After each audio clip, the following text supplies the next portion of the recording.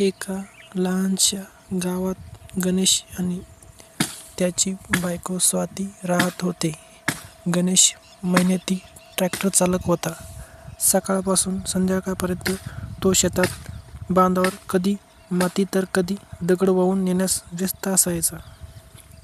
गावात त्याची ओळख प्रामाणिक आणि कष्टाळू माणूस म्हणून होती. स्वाती दिसायला सुंदर, बोलायला गोड, पण मनाने मात्र अस्थिर होती. गणेश कामानिमित्त दिवसभर बाहेर असायचा आणि घरात एकटेपणा स्वातीला सतत त्रास द्यायचा. गणेशचा लहान भाऊ रोहित काही महिन्यापूर्वी कामाच्या शोधात शहरातून गावात आला. सुरुवातीला तो काही दिवसांसाठी राहायला आला होता, पण नंतर कायमचं घरात थांबू लागला. रोहित मोकळ्या स्वभावाचा होता. स्वातीशी त्याचं बोलणं वाढलं. हसत-खेळत गप्पा, एकत्र चहा, कधी मोबाईलवर गाणी. हळूहळू दोघांमध्ये जवळीक वाढू लागली. गावात लोकांचं लक्ष वेधायला फार वेळ लागत नाही. काही शेजाऱ्यांना त्यांच्या वागण्यात बदल जाणवू लागला. गणेश ट्रॅक्टरवर कामाला गेल्यावर घरात शांतता असायची, पण रोहित घरात असेल तेव्हा दरवाजा बंद असायचा.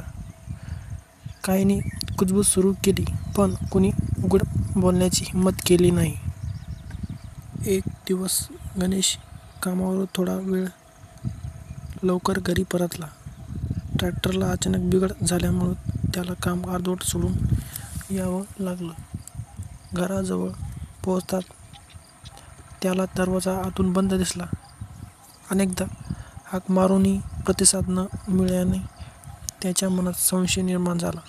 शेवटी त्याने दरवाजा जोराने ढकलून उघडला. आत जे दृश्य त्यानं पाहिलं ते त्याच्या आयुष्याला हादरवून गेलं. स्वाती आणि रोहित एकत्र होती. काही क्षण गणेश शब्दाचंही विचारू शकला नाही. त्याच्या डोळ्यात विश्वासघाताची जळजळ होती. घरात मोठा वाद झाला. स्वाती स्वतःला समजवण्याचा प्रयत्न करत होती, पण गणेशच्या मनातला धक्का फार मोठा होता.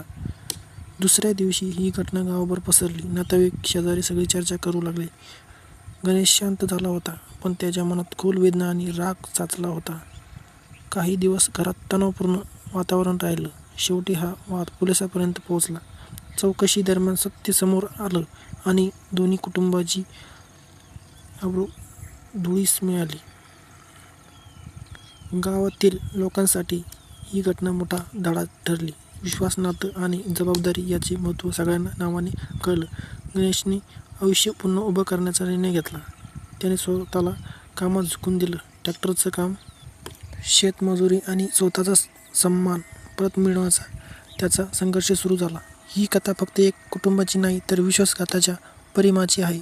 नात्यामध्ये प्रामाणिकपणा नसला की त्याची किंमत फार मोठी मोजावी लागते. एका चुकीच्या निर्णयाने 3 आयुष्य उद्ध्वस्त झाली आणि गावाने पाहिलं की सत्य किती लपवलं तर एक दिवस समोर येतेच. तर मित्रांनो, हा व्हिडिओ कसा वाटला